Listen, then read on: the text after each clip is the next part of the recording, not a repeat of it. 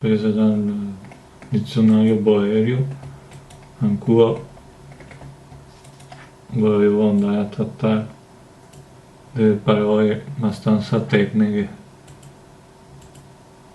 che riguardano l'appalto. E ora, ad esempio, se diceva subarrendador, per dire appaltatore, che in inglese traduce contractor, e mi ho scritto celui qui donne une entreprise adjudicateur, celui qui prend une entreprise entrepreneur. Colui che assume un'opera qualunque o la somministrazione di effetti o delle rate verso la pubblica finanza, ho scritto.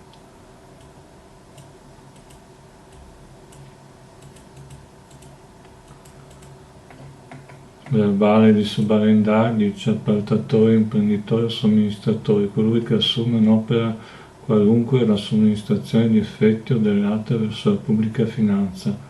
Deriva da arrendatore, termine spagnolo che vale affittuario o locatario.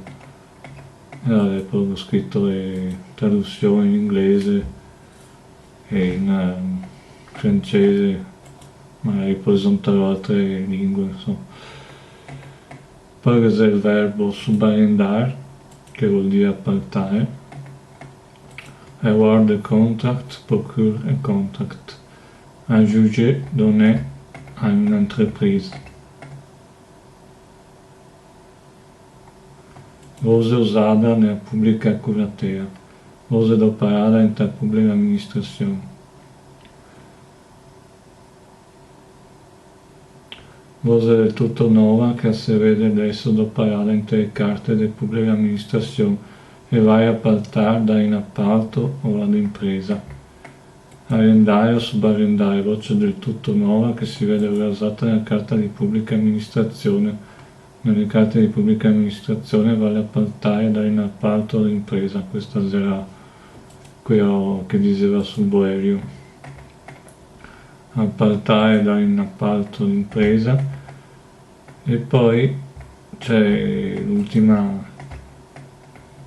voce che lo sistema un attimo, è subarrendazione o arrenda, appalto, subappalto.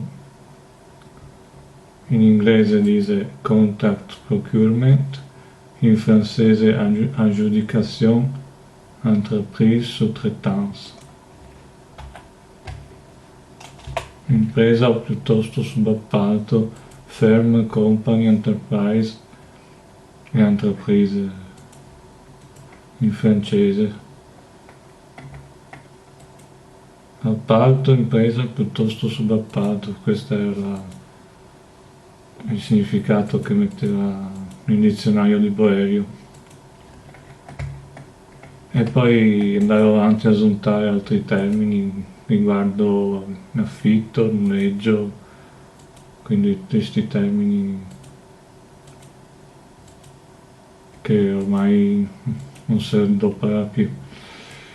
Dunque, se vi piace, mettete mi piace, iscrivetevi se vuoi al canale. Alle prossime parole.